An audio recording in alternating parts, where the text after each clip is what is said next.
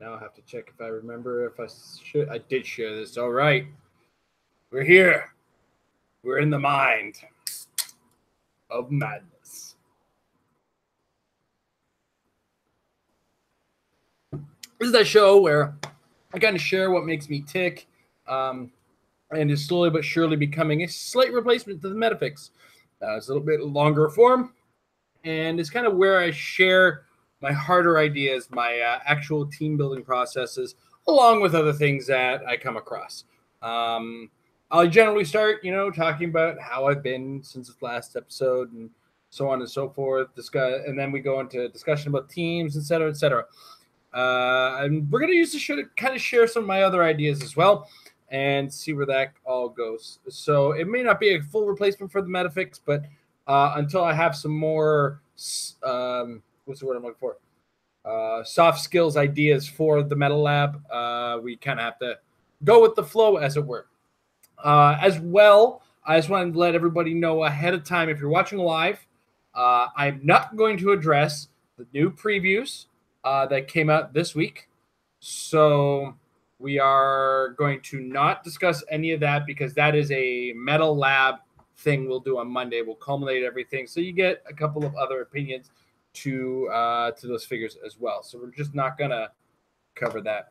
Snapcaster, we'll try to get to your discussion in a little bit, but we will talk about the Blackbird at that point value if we can get to that. But at that point value, you are taking something of a risk. I'll just lead with that, and we'll discuss some of the ideas behind that. Anyway, we can review since we were here the last time. What has happened, and this is going to be my personal life stuff. Sorry, you guys got to deal with it. My trials and tribulations in Street Fighter V have continued, and this weekend it led to a lot of tribulation. This is my first weekend playing the game, and that's when you find out how good you actually are at Street Fighter, to say the least. So it was a roller coaster of emotions that got me in and out of Super Bronze, and I ended up at I think 803 league points. Not doing so well, but there's a lot of practice I got to get with that game. Minor things, and then I got to learn my matchups a little better and learn my frames, as it were. Also, as a pro wrestling fan, All In was this past weekend. Those of you who are familiar with pro wrestling, you know what that is. If you're not, All In is a non-WWE pay-per-view event that occurred this past weekend, and it was probably the biggest North American pay-per-view event that's not the WWE, and it was kind of exciting. It was a lot of fun. I was like a little child marking out my living room with my children's, and we had a lot of fun watching it. And I just wish my sons could get more chances to watch the Young Bucks because they're twins. The Young Bucks and the Usos, I kind of pushed them towards. Now, the Young Bucks aren't twins. The Usos are twin brothers. But I just like watching brother tandems, tag teams. So it encourages my sons to get excited about things. Anyway, then we get into the Heroclix stuff. So we got some practice rounds in with the Ruler team. The Ruler team being my current possible replacement going into ROC Canada Cup for my monster team. Possible replacement. Though this last couple practice sessions didn't feel good, to say the least. There were some much stronger teams that I put it up against, and this is that thing is I'm trying to balance fun and competitive, and I feel like I might have nailed that balance with my monster team, and I don't think I'm nailing it with the Ruler team, where I'm losing the fun when I'm losing. I don't feel it's the competitive game in comparison to the monster team, which is a constant deluge, as it were, of things being brought to the table, and just watching your opponent sweat with what's going on is kind of the goal of it. So back to the drawing board on that one, which we may or may not do today. But I do want to cover something that we're also going to cover on the Metal Lab on Monday, but I want to do it here now because this is one of those things that we have to start thinking about from here to there, as it were. And by from here to there, I mean ROC Canada Cup is around the corner. That's the first thing I'm planning for. But then come November is Heroclix, the Heroclix World Championships. And what's important about this is that we got all the details. Hey, it's several months in advance. Like it's September now, early September. So we have October, November, or October and November to kind of mull it out, and most of September to kind of get our stuff in shape. Now they announced it a while ago that it was going to be PAX Unplugged, and it was going to be the weekends from November 30th to the December 2nd. We're just going to pop that on the screen now. So this is where it's happening. PAX Unplugged, the Pennsylvania Convention Center, November 30th to December 2nd, 2018. And this is laid out differently than previous World Championships. First, we're going to start with the qualifier. The qualifier is a one tournament only on Friday, November 30th at 3 o'clock p.m. And entry fee is $15. I believe this is going to be U.S. because it's going to be in Pennsylvania. It's 300-point modern age constructed. Pairings going to be multiple rounds of Swiss. Now, the pricing structure goes for the top half of the people playing. You get your World Championship qualification and a Con LE prize figure that's generally random. It is random. The bottom half, get a Heroclix ID card, a pat on the back, and say, sorry, maybe better luck next year. So that's kind of, you get one shot at it, couple rounds, kind of a tough. But when you look at the schedule, you kind of see why it's running this way. And we're going to talk side events. They just kind of happen. Battle Royales are constantly a thing. Golden Age Little Clicks event is a thing. Battle Royales is what everybody's excited for. Let's not kid ourselves, right? And it's, every 4 players, you get 4 boosters, and those boosters lead to the things lead to the prizes. It's a lot of fun. Or at least it can be with the right crowd. And then there will be con exclusives for sale, including the Blackbird, Thanos Copter, Starro, Commissioner Gordon, Kirk Uhura. So I'm hoping to get my hands on a Blackbird and a Colossal Starro. They got the prices for those as well. But here we go. Event schedule. Now, why is there only one qualifier? And everything happens on the Friday, I want to point out.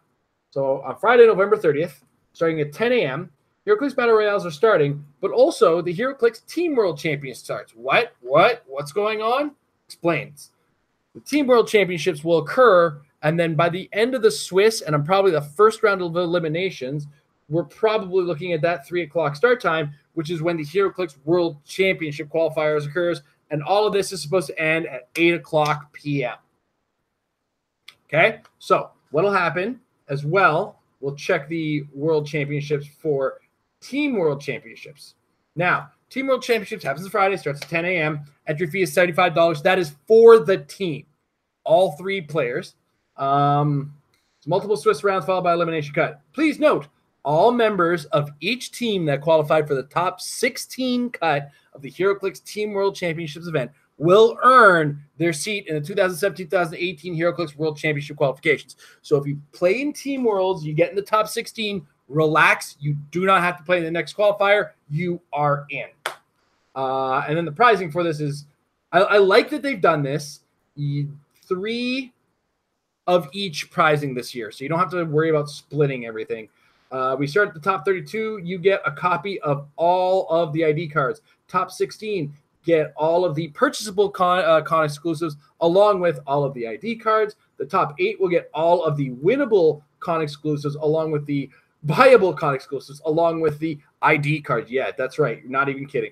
Top 4 will also get a chase figure set of all of the most recent available at the time of the event. Chances are for this event, it's going to be Battle World, along with all the winnables, all the Bibles, all of the ID cards. If you get in the top 2, you get a Heroclix factory set of the second most recent available set at the time of the event, which would probably be, in this case, Batman the Animated Series. And then, yes, that will include all your chases, along with a chase from the most recent set, along with all the winnable. You see where this is going. And then, of course, the winning set also gets a factory set of the most recent set, qualification into next year's Team World or Heroclix World Championship. Awesome. And you get to design a figure as part of your team. Cool. Yeah, Team World doesn't need a qualification. Duh, Jason. It just kind of happens. All right. And then the World Championship, same pricing except for one person. It will happen at 10 a.m. on the Saturday. And then, yeah, it's basically the same kind of pricing structure, except instead of 3 times, it's only 1 time. So why am I talking about this? Well, The show now has a little bit more leg room. We have to plan ahead for that. So now let's look at the pros and cons of this. The pros, you get 2 shots, technically, and I apologize for my noise. I'm just going to shut off my speakers. My bad. You get 2 shots at qualifying for World Championships, one of which is harder than the other, and the other of which is what it is. So we look at it this way. You come in on Saturday, and you are locked in the play area all Saturday. Sorry, guys. Tough luck. Deal with it. Because you're playing in Team Worlds. Get yourself 2 other players. Now now is the time to get your teams together. Get the players who are going to be on your team all in the same headspace. Do it now. Now is the best time. You can't do this last second because it's the first thing going on. And then you have several rounds of Swiss of that. Assuming you can make the top 16, you're in, you're fine. Don't worry about it. If you don't, let's assume you don't, you now have to enter into the Heroclix World Championship qualifiers. Now, price-wise, I want to explain why this is great. You get 2 chances. You're not grinding constantly. WizKids obviously isn't gouging us for money. Because that's what happens when you have these grinders and people constantly trying to get in. People who can't get in keep putting in their money. They're only taking your money twice. The price of 2 packs, I believe that's the price of 2 packs in the US, because $75 for 3 people, you get 6 packs. Average that out to about 12, 13, 14 bucks a pack. I'm thinking Canadian dollars now. Either way, kind of works itself out. $72 at $14. $15 a pack. No, it's not 15. Wait, yeah, 15 times 6 would be 90. That's so you get 1 pack free. I don't know how the American pricing works. The math in my head just didn't kind of happen. Anyway, you end up paying the price personally if you split 3 ways on a on a team championship. You pay for 2 packs, and then should you fail on that, you pay $15 US to get your second chance. I feel this is a little less stressful. I mean, it is. Nobody wants to be the bubble player in the top half qualification. That hurts. And you generally have to get better than 50%. I'm hoping you do 5 rounds of Swiss. That gives you the idea that 3 and 2 gets you in, and some level of 2 and 3 might get you in, depending on how it goes. It will probably depend on the number of players for that. So you got to think about this way. Team Worlds is sealed. It generally is, and I'm going to assume it still is. It still is. So that's kind of your luck-based one, or your semi-luck-based one. Like if it's Batman the Animated Series, there's no luck in that set. That is a skill-based sealed set. You can get some awesome stuff in that really puts you above, but you can be a good player and excel in that set. In addition to which, if you feel you're a better constructed player and you're in the top 50%, you're qualified for Worlds, and then you get your next day, your Saturday for Worlds. If you fail to qualify, PAX Unplugged is a board game convention. I love board games, so if I fail to qualify, guess what I'm doing? I'm board game shopping. I'm board game testing. I'm having some fun. I might even play some Magic. Who knows? I'll probably have to I'll bring a commander deck or something like that just to keep I'll bring all my commander decks. Who am I kidding? Anyway, after Saturday, you're done to have some fun at the convention, or just play Battle Royales on the Sunday. Battle Royales will be happening at all times. So, here's what I want to also address. 3 players on each team, and the top 16 teams in the team Worlds get in. That number is 48 players. That's 48 players out of the way. There's also 48 players you have to get through on the Sunday. So I don't know how big that second qualifier is actually going to turn out to be. It does depend on how many people are willing to travel this late in the year, because late November is, from the sounds of what people are saying, a particularly heavy travel year. I don't travel a ton, so I am not familiar personally with how much traveling occurs around this particular area. I'm not somebody in the chat. I hope there's an American in here When's American Thanksgiving? I don't know when that is, so I don't know if that falls under this category of travel dates either. So anyway, that's 48 players are going to be in. You can count for. So the head count on the Team Worlds is going to make a difference on that. It could end up being like half of the players of that end up. Who knows? And it's kind of, I personally like it. It feels less stressful. It's a week prior. Awesome. So that kind of gives you an idea. So this is the week after American Thanksgiving. Thank you very much. Happy little Heroclix. Hello. Nice to see you again. Canadian Thanksgiving, as a matter of fact, is like the first weekend of August or October. So we're going to be done with that soon. That's going to be out of our way. Anyway, so that's Heroclix Worlds. I'm excited. I love Team. I have to find out if Team Saurier is going to be assembled this time around. If not, we're going to have to find our alternate. I do believe I can find an alternate very quickly with just a quick rock throw, and he knows who he is. And I apologize last year for not putting you on the team ahead of time because you're also Canadian. But I'm going to deal with that not now. Right now, what I'm going to deal with is some Heroclix team building, because that's what you guys are all here for. Is you're here for my brain dumps and my mind nonsense. So now I do want to take a minute to congratulate the Australian national champion. And in my infinite professionality, I forgot his name. So I'm going to actually pull it up from the Clickstuff. I got this shared from the Clickstuff podcast discussion group. So I want to thank Daniel Powell for getting this information out there. This goes out to Bobby Kriesman, whose team consisted of, I want to put out the two highlights for me were the Space Mikey and the starter set Hulk. And then his very similar to Amber's team. That's right. Some of you might be thinking his gets different. He has Dormammu, the Shredder clone, and the Unseen on his team. So he plays his functionally different. But he did kind of give us a nod when I said this looks similar to something I came up with for Amber. Congratulations, nice improvements. But he did say that there were some other different things he would have done. I would like to get a brain dump from him on that some point to find out what's up on that.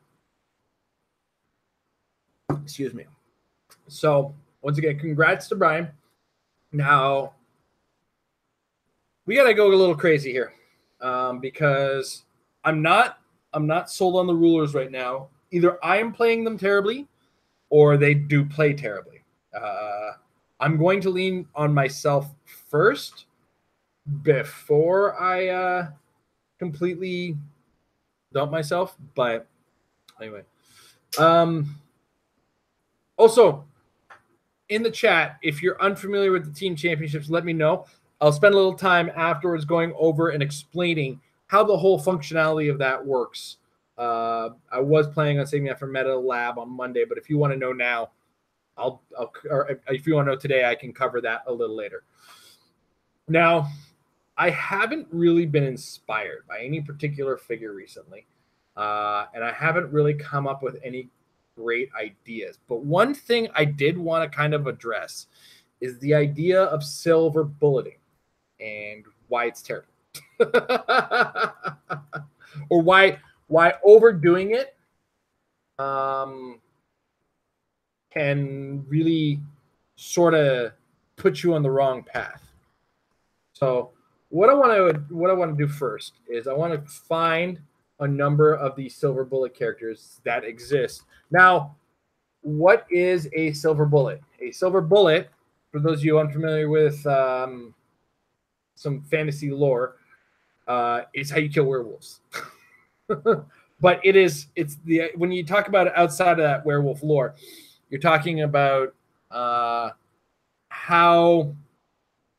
do I put it? You're looking for the answer to a problem, and sometimes it's a really obscure answer or really strange answer, or a very specific unilateral doesn't necessarily answer other questions thing. So, as an example, the silver bullet itself, what's special about a silver bullet? Well, it kills werewolves. Cool. Now, as a bullet, it also kills people. So that's a bad example of what we refer to as silver bullet in Heroclix. So when we talk about a silver bullet, we're talking about an effect that targets. Now, I'm going to address a couple of them right off the bat, specifically the ones in Modern. We're going to start with the Grey Ghost. This one has come up a lot, and he is actually a problem for my monster team or any Groot team, and that is his, hey, we don't need any more extras in this scene. While the Grey Ghost is on the map, characters can't generate bystanders. If a bystander of that name is already on the map, the character generates multiple of the same bystanders at once. They can generate the first one. And then discover your finished pot and foil it. Oh, yeah, sorry. That's the only trait that we need to know. That's the silver bullet trait. That's the answer that he has. This stops Groots from overproducing at the beginning of the game. Now, one of the beauties of Groot is I don't have to tell you before the game starts that I'm going to do that. And I could very well just turn around and say, you know what? I'm just not going to do that. I'm going to make my Walking Woods the hard way. Not the best way to pilot my team, but I can find my ways around it. My team does not immediately live and die on the Walking Woods. It just functions better. The next one is the Unseen. This is probably one of the most popular, most effective, most useful, most considered, most used currently as part of a team. And that is because he's got this special attack power. Before I only knew your larger misdeeds. Now I witness them. Unique modifier: when an opposing character uses Colossal Retaliation to make an attack, modify its attack by -2. Okay, so what we're gonna. Oh, happy Heroclix. You mean later this episode or later like Monday? So. The Unseen is a different sense because he does more than just his answer, but we're talking about extremes here, so bear with me as we deal with this. Next up, we have the Chameleon. Now, his is a crazy specific one. Give Chameleon a power action, no opposing hand, place him on. Okay, this one. I know who you really are, Spider-Man. Opposing characters within 3 squares can't use shape change or be replaced. This is a less frequently used, but still specific to what exists in the game right now answer. And that's like, I think shifting focus still exists, or just any kind of character replacement effects. This stops that. Now, I want to point out a number of things about these 3 characters. With the exception of the Unseen, they're generally not great. Grey Ghost is good if you have a Batman and he turns a lot of things into critical hits that probably shouldn't be critical hits. That is double 3s, double 4s, double 5s, double 6s. Okay, double 6 should be critical hits, but all those other doubles shouldn't, but they are now. And then he's got this Outwit Perplex. Now, unfortunately, in the 40-point version, you only get that on 1 click, which is a really weird click in the competitive game. And like, we're talking on average, things deal about 4 damage. Or even worse is this guy gets hit by the one Walking Wood that does exist. And he's, well, he's past it now. So the 2 most common damage values, 3 and 4 in the competitive game, blow past that click. 4 kills him, 3 blows past it, right? So we look at that as well. And Grey Ghost is not that great. Granted, you could keep him away from the Walking Woods easy enough, but the pressure will be on him at some point. So, and then Chameleon is just an oddly specific one, but takes up 70 points for this, and he doesn't have that ability if you use his disguise, which is what a lot of people use the Chameleon for. And the current game there's a number of disguises you can use for. Silver bulleting, as it were, is something that should not be used en masse. You should, under no circumstances, base your entire team on silver bulleting the competitive meta game. Oh, sorry, that replace effect would really work well with the Chameleon against a Unimind if you can get a Unimind off of its last click. There's a good, because I think you replace him with all 3 of those dudes, if I remember correctly. You don't mind? I don't know the exact word. All right. Well, let's check the wording now because we have HC Realms open. What's the worst that we can do? And I'm talking about nonsense today, to be brutally honest, because he's not in Avengers Infinity. He's in Mighty Thor. want to point out, though, Mighty Thor is probably one of the best sets in the current game. And that's both a good and bad thing. Fortune to Flame. Blah, blah, blah, blah, blah, blah, blah. When my would-be chaos said replace it. So it's an option. That's a thing, but you're spending 70 points on a character who's basically terrible. Outside of, finding characters that are less points than him that are actually better than him. That was one of the common things I didn't even think about when we were talking about great disguises for Chameleon. First of all, nobody can be able to see him when he disguises. A little bit of a pain in the butt. Second, why are 60-point characters better than a 70-point character? That doesn't make sense, guys. Like, right? I'm not crazy, right? Am I? I might be crazy. I don't know. I mean, you're crazy, but who knows? Amber's got it. I am crazy. This is called Into the Mind of Madness, right? Anyway, so what I want to talk about with silver bulleting is you want to make sure the silver bullet you use fills the hole your team has. If you look at your team and say, shoot, I'm going to have a hard time with Colossal Retaliations, Unseen is a guy to use. If you think your team is going to have total trouble with mass bystanders, step one, change your team. And when you're done with that, maybe include the Gray Ghost, but do be careful because this is currently like we said, this is a keyword-focused meta. And he's got Batman Family, Celebrity, Detective Gotham City, Justice Society, Police. That's right, not Cosmic, not Monster, not Avengers. But at the same time, you kind of have to be able to put him in your team and make him part of the functionality. I personally prefer one of the 3 named themes. Like Gotham City might be the best bet with him and include him with because I think the Green Arrow would have problems with those swarm-based bystander teams. And then you don't have that to worry about. You can use a character like your Commissioner Gordon to deal with it. Problem, of course, is that you're going to trigger because the main character making a lot of bystanders is Groot. And the reason he's doing that is because he's a colossal retaliator. So do think about that. These are the things you got to take into considerations. The Unseen will answer your colossal retaliation problems, and he's also cosmic, so he fits in a lot of the popular teams right now. Chameleon is strictly silver bulleted to one character, and here is where the problem comes in. Chameleon is so strictly committed to one character, you got to ask yourself, how much of that character do you expect to see? And I have gone several tournaments recently and only come across 1 or 2 Unimites. That's 70 points. That's more than 20% of your team investment. Pretty close to, it's still less than 25, but it's close to 25% of your team investment. And all you're doing is being ready for the Unimind. It's not great, right? Okay.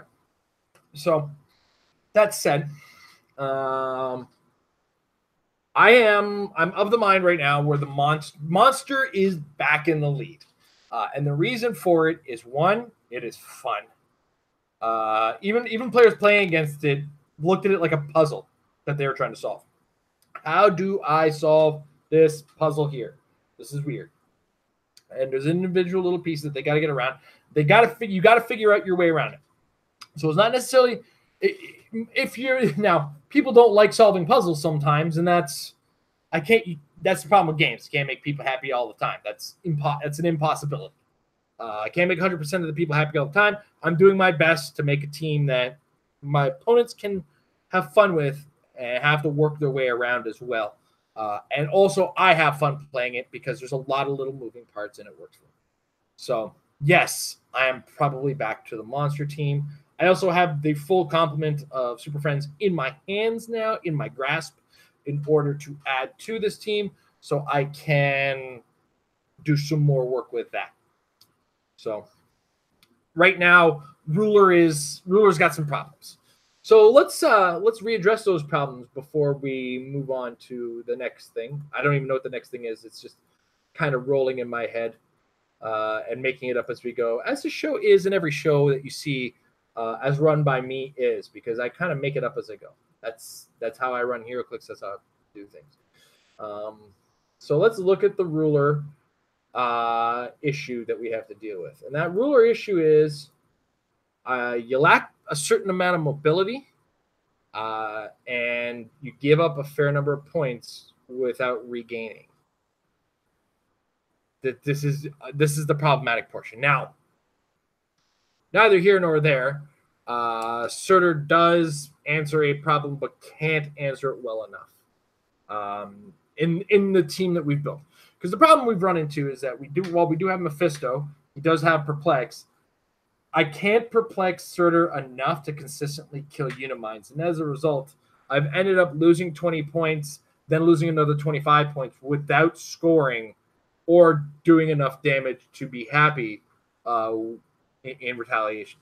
And the reason this is problematic is in the monster team, I had 3 odd perplexes on my team in order to make Surtur work.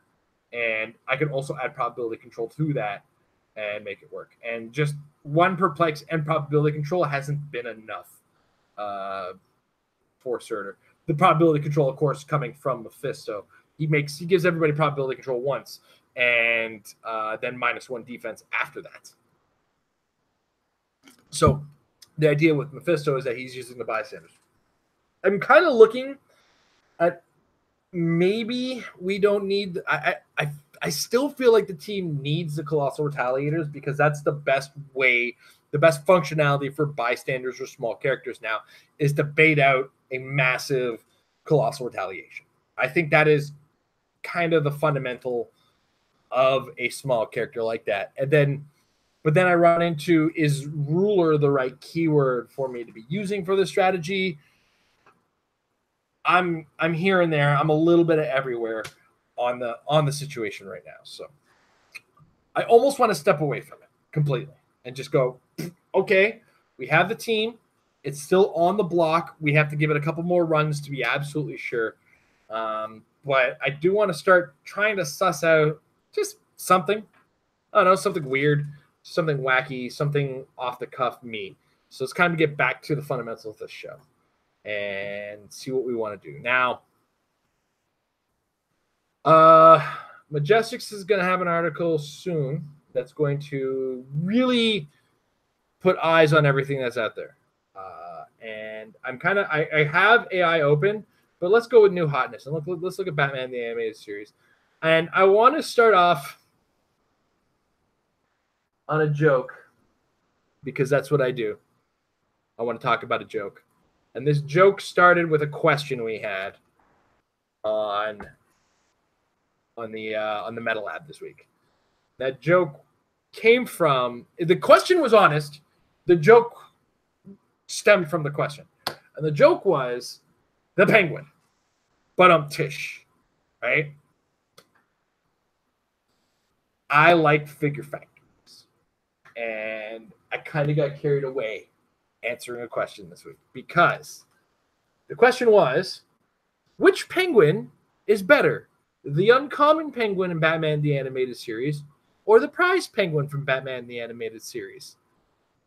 And something bad happened again, guys. Something very bad happened again. This map came up again. This map came into question again. The Iceberg Lounge. And the reason this question came back into question, why not both? Even better, why not all 4? I'm sorry, I've been watching too much Justin Robert Young, and I'm kind of taking his inflections. I apologize for that. That's right. For 165 points, you can have a penguin who makes suited henchmen, a penguin who makes emperor penguins,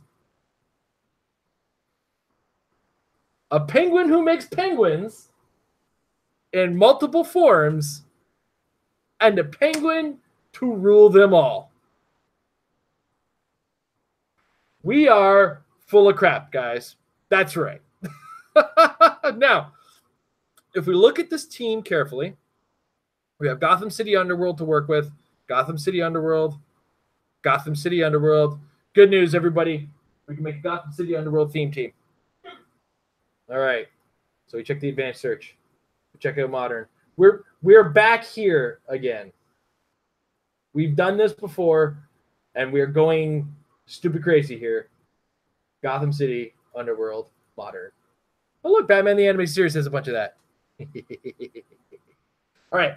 So how do we address this in a way? Now, Happy Little Heroclix says Kite Man and Maxi Zeus for more stuff. I like your gumption, but we've been down this road before, and this road has a problem with the Iceberg Lounge. That's right. The Iceberg Lounge is the problem because the elevated is actually the worst type of elevated terrain ever. I'm going to show you why it's the worst type of elevated terrain ever. So I want to just kind of, can we see? I mean, this is going to be a little hard to see, so I'm going to try to do my best here. But what people miss, and I missed when I first looked at this, there aren't that many occupiable squares of elevated terrain here. There's this square, this square, this square, and this square. Blocking here. That's right. And then there's this square. Maxi Zeus can't use this at all. Like, this is probably the worst map for him ever created. And I think they did that on purpose. I think my nonsense, my brain somehow is in a computer in the WizKids office. Not the map, but their actual office. I think they've managed to harness my AI. So I apologize. Skynet does exist, and it is in WizKids office. So, but I do like where you're coming from, Happy Little Heroclix, in the idea of making more stuff. Does that stuff have to be characters, though? I'll let you mold that one over for a second, because I'm going to add something that adds stuff to the map, but that stuff isn't necessarily a character.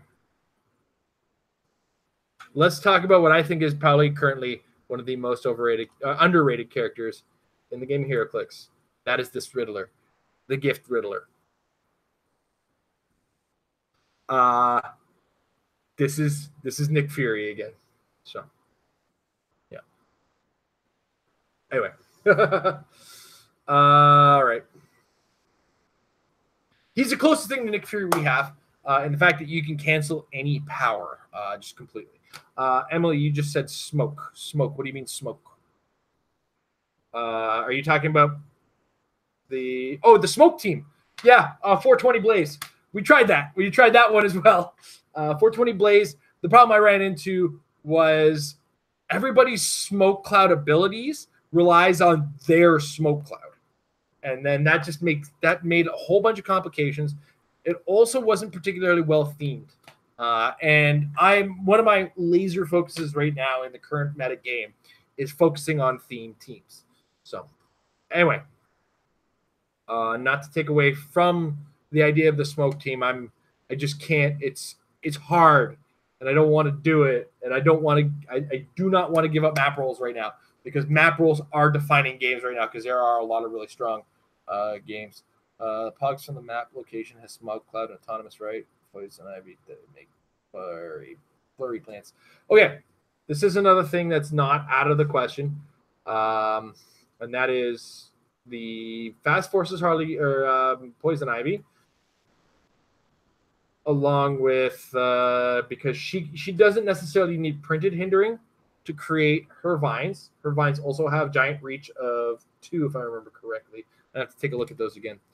So then we have to make reasonable amounts of smoke cloud.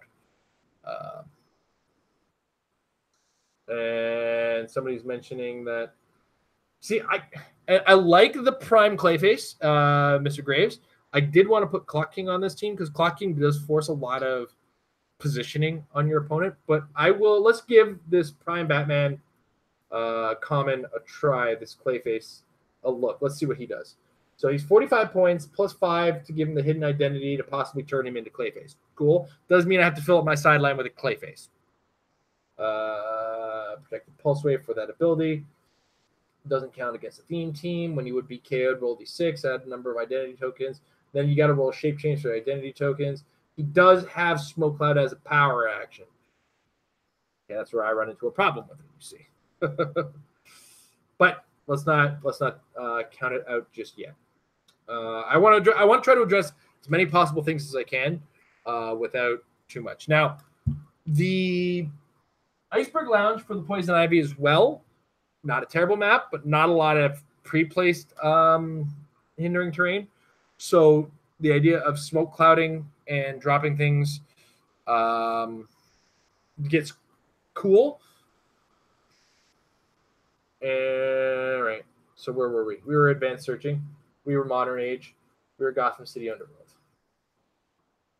So with that, we have 60. If we go with this Poison Ivy and not the Riddler, we have 60 points with which to work. Now, I want to smoke spam as best I can, but I don't think that's quite possible. Like, in my head, I want free action smoke cloud. And I also might be dreaming. So, if anybody can think of right off the top of their head a free smoke clouder, that could go a long way. That could be helpful. You know what? I should have just actually done my advanced search on that, because that's thinking, right? Gotham City Underworld is our keyword. Sorry. Let's go to HC Realms just so we can see where we stand right now, what we're working on. So right now we're going Penguin, Penguin, Penguin, Penguin, Poison Ivy. Did you catch all that? I have to repeat myself. One more time. Penguin, Penguin, Penguin, Penguin, Poison Ivy. All right. Gotham City Underworld. Now, let's go with attack power is Smoke Cloud and see what we pull up. We can search. Seriously? That is it? That isn't right.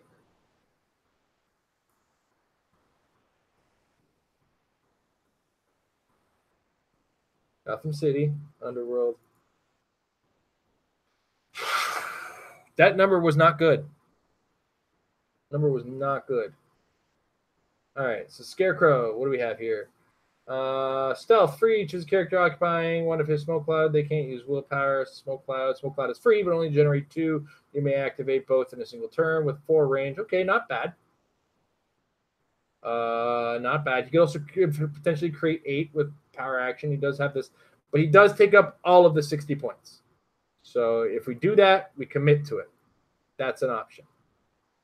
How did this, power, I want to point out, as part of special powers, HC Realms used to catch that. I don't know why it doesn't anymore. What do we have here? We have the 50-point Fear Gas. Smoke is free, but only plays 2 markers. Opposing characters with those markers can use Battle Fury. Now, I'm sad that it can't be friendly characters attached to those markers, because I would love to give those plants Battle Fury with their Flurry and Giant Reach. I keep saying Giant Reach like it's actually a thing, and I haven't confirmed that yet. I should probably get on that eventually. I wish this. Oh man, guys, Gotham City Underworld has TK. Whoa. Who's a good 30? Now, here's another approach we could take. Hear me out. This Joker is not free action Smoke Cloud, but it is full Smoke Cloud attached to a character with prob. Let's not discount that yet. That's a possibility. I'm not for sure Z doing it, but it's an option. For sure Z. It's a new word. Deal with it. For sure Z's. For sure Z's. All right. Outside of that, I wish the Riddler had it. This Joker doesn't click. I apologize for the clicky through. This is kind of what happens to me when I hit kind of an idea there. Okay. I wish.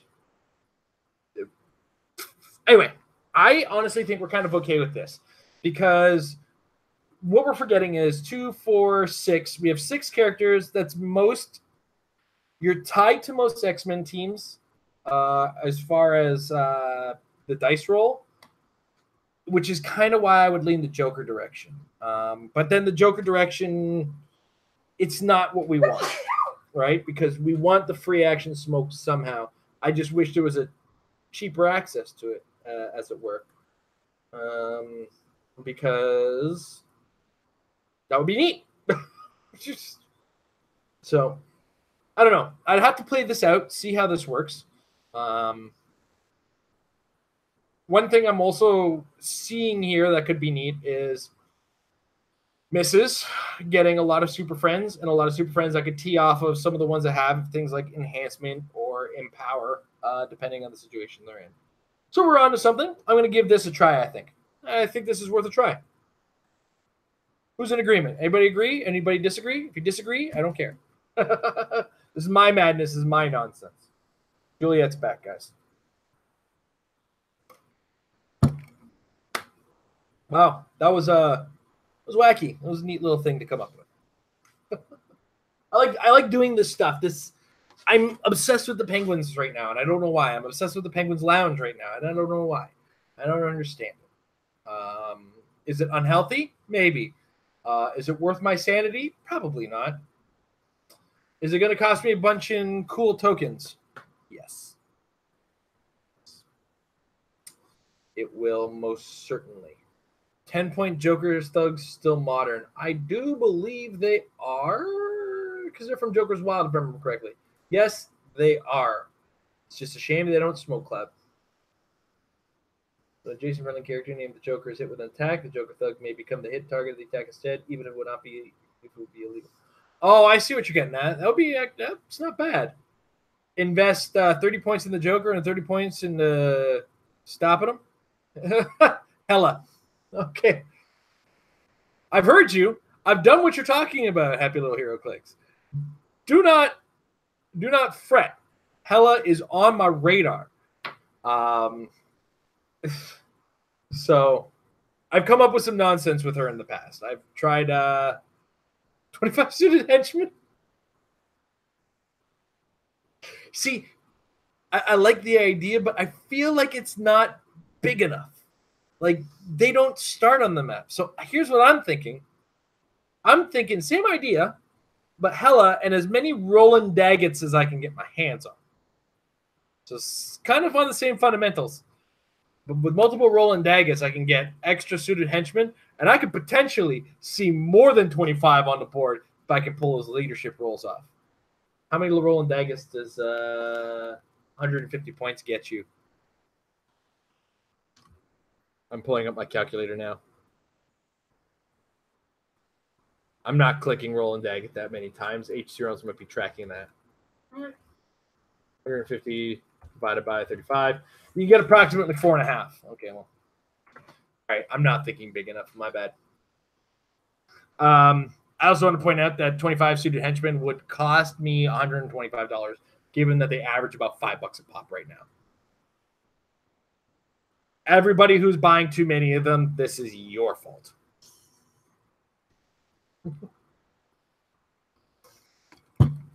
Troll and Toad saw what was going on. They read these figures. They knew what was up. Is Troll and Toad selling about $5 a pop? That's $5 US. I quit. Because I think that's like $7 Canadian. You can spot me 12. All right. I gotta do a count. Oh no. Oh no. They're in the bucket. Why would they be in the bucket, Jason? That seems like a very bad place for them to be in. They're on the top of the bucket. Okay, sorry. They're tree fitty. Tree fitty. That is $5 Canadian though. So tree fitty on HC rounds. Okay, so this is the next nonsense team we're going to test. We're going to pull it up one more time. And yes, the map is the Penguin Lounge. So this is the A version. 2 penguins. Sorry, the penguin, Poison Ivy, and Scarecrow. But we're also going to try a version that has the penguin, Poison Ivy, and 2 Jokers. Just for poops and giggles to see what happens. I like, but don't like this team at the same time. Not enough perplex, not enough oomph out of some of the Penguins, but I do get lots of seals. I get 4 seals. It's like a kiss from the rose on the grave. Beautiful.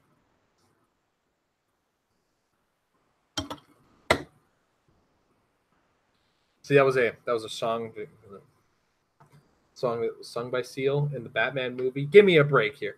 All right. But it was requested. I'm going to cover very briefly, or actually in detail, why the heck not, because we got a little bit of time. Amber's still working out. I don't have to hang out with her right now. And that is the Team World Championship and understanding how that works. All right. So the way Team Worlds or the Team Championship works is it is a sealed tournament with 3 players on each team. There's an A player, a B player, and a C player. And that's not based on anything. That's decided by the team. I'm player A, Amber's player B, this Red Bull is player C. Doesn't matter. In fact, this Red Bull carries the team a lot. I mean, keeps me going. Yes, that's right. I'm watching my weight. I am on sugar-free Red Bull. So what happens is each team is sat down and you are given 6 packs of Heroclix. Now, does that mean each player opens 2 packs? No. That means 3 players open 6 packs of Heroclix. And your job as a team is to come up with 3 different teams and assign them to each player. So player A has their team. Player B has their team. Player C has their team.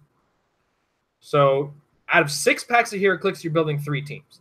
Now, what's great about this and what often gets missed is it sounds like the idea of 2 packs per players, but incorrect. You are building out of 6 packs. 60% of a brick per team are trying to make 3 teams. And that's out of the accumulated pool. And some of those teams can start to look constructed if you really kind of put your head into it. Right? Now, where you put the power of your team, you can try to play that game. That game doesn't exist. Because what ends up happening is you're trying to play this game, but then another player is trying to play this game. So if we put the A team as the best team, that means that we're going to have to deal with all the other team captains. Because technically A teams are the team members A are the team captains. But then these guys are like, well, all the teams are going to put the A player in their A or their best player in their A slot. So let's put our worst team in our A slot so they're just wasting the really good team. And you can try to head game your way around it. You're fooling yourself. Your best stuff needs to be in your B. Or does it? Or I'm just telling you that. So we can put our worst stuff in our B. And you see what happened? I'm messing with you now. That's not an important element. So the important thing is that you're building 3 sealed teams out of 6 packs. Then each player is assigned a team. Now, in the pairings at table 1, Team Sorry A will be playing against Team Sorry B. As just an example, all right?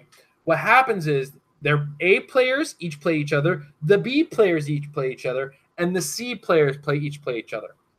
So what then happens is it is based on the record of your team first before anything else in deciding score. So if Team Sorry A has their A and C player win, but their B player loses, they still win the round against Team Sorry B with a score of 2-1.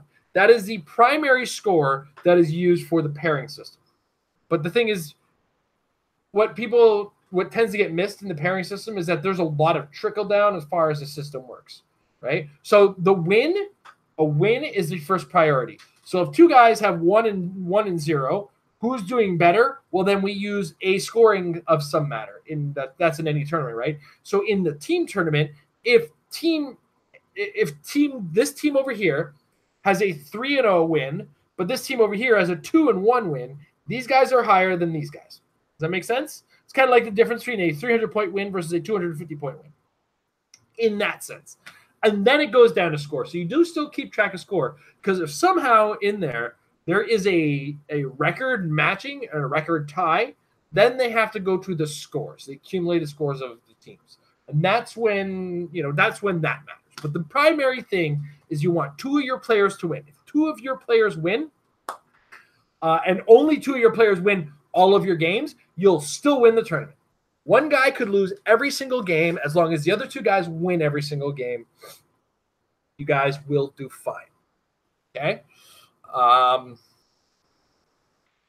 What else? But yeah, other than that, it's the same. It's 3 different games of Heroclix going on at the same time. Everybody has to shut their mouth once the game is going on. Everybody can kind of look out. But then you kind of, the worst feeling in the world is looking up and seeing your opponent go, and then another one of your buddies go. And now you know, like, you're the deciding game. That hurts. That hurts a lot. It's like, oh no, I'm actually the decider. And then you look at the game and you go, I'm sorry. So, yeah, that's how the Team Worlds works. It is the most fun competitive tournament I could ever been a part of. Like, I've had some really tough games in this format. I've had some really good teams. I've played with trash teams too and done better than I should and eked out wins when we needed them. I think I had a Freedom Force theme team once for this. But yeah, it's going to be the same rounds, 50-ish minutes. Everybody's playing all at once, that kind of thing. Because you got to remember is each team is actually just 3 different players, each playing a single game of Heroclix. It's all just a big tournament, but what ends up mattering is different. So if player A is playing against player A, player B is playing against player A, B, and player C is playing against player B, C, and these are individual games of Heroclix, single map, single everything. And then, yeah, you're just playing a game. That's really it. So the only difference in Team Worlds, there's 2 major differences between Team Worlds and like a sealed tournament. There is a fatter collection of things within which to work. There's more pressure to have wins on your team over the number of points you've got to get.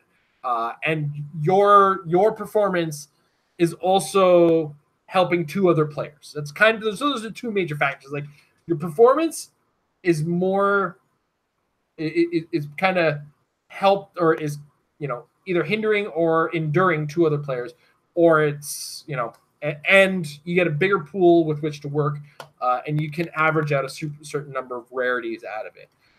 It's very likely, given Battle World's release date, that is going to be the set that is likely to be used, which, if early indications are anything to be said about it, woof.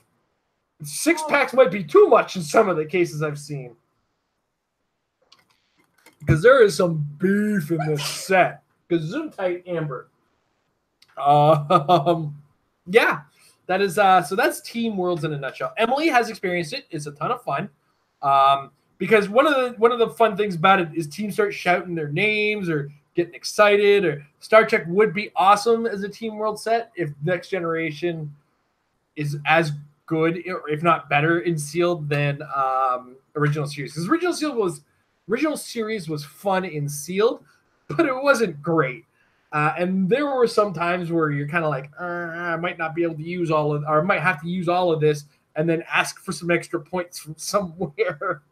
But at the same time, what does 6 packs yield out of that, right? Because you might get some of the big dudes worth having, So that is the big factor I think people miss in the Team Worlds, is that the pool and the flexibility of the size of the pool is better than the flexibility and the size of a pool you get out of a single player's 2 packs. Because the commons in an entire, like last year for Team Worlds, we got into the top 32 with my team. And my personal team had nothing above a common. And it was in a 6-man Avengers theme team. It was Avengers Defenders War last year. So, like, think about those kinds of numbers, that kind of thought process, and that kind of might help you understand how cool this format is. Or, just get 2 bros one day, or 2 buddies, 2 sisses, 2 friends. Get 2 friends that you would consider doing this tournament with. Grab 6 packs of Heroclix and open them and come up with 3 teams. Just try that exercise. And first of all, see how fun that is. See how awesome the teams you come up with are. And just get a feel for it. But also, when you're doing it, challenge yourself to this. You're going to see one awesome team. See if you can take that awesome team and split it. Because I feel that's been a mistake I've made in the 2 years I've played in Team Worlds, where both times Mike White has had awesome teams, and it's obviously awesome teams.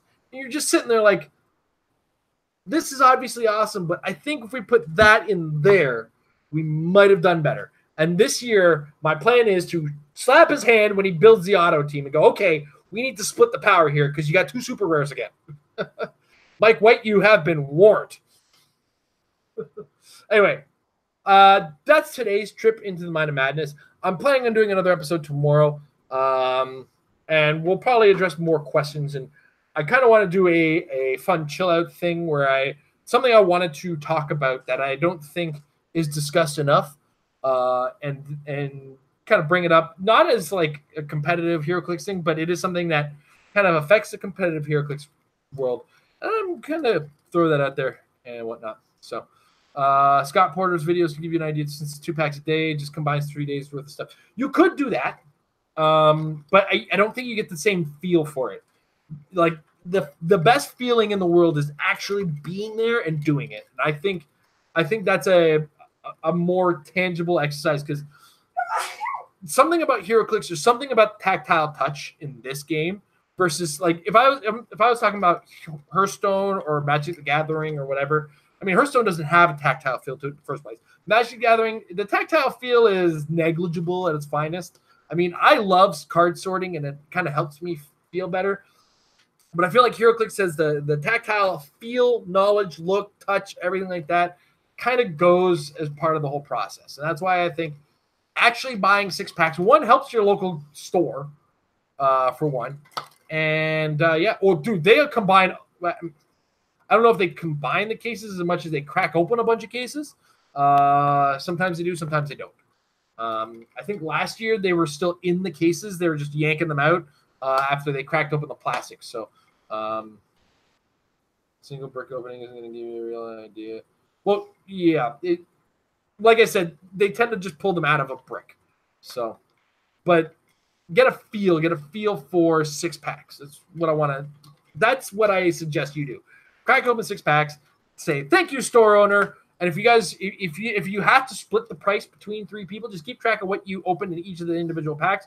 But then take all those figures, suss them up, sort them out, however you want to do it, and just kind of get that feel for the building process with multiple players. Anyway, once again, I'll be here tomorrow. We'll do this again. And I'm going to address something I think needs to be addressed in the Heroclix world. It's not a bad thing or a terrible thing. I mean, I think something that needs improvement, or I need to share some knowledge because I've done it in the past, and I think it's something that, I should be sharing more knowledge on anyway. So look forward to that. And I will continue with my verbal diarrhea tomorrow as we find ourselves deeper into the mind of madness. Have a good night, everybody. Bye, Juliet. I missed the stop broadcast button twice now.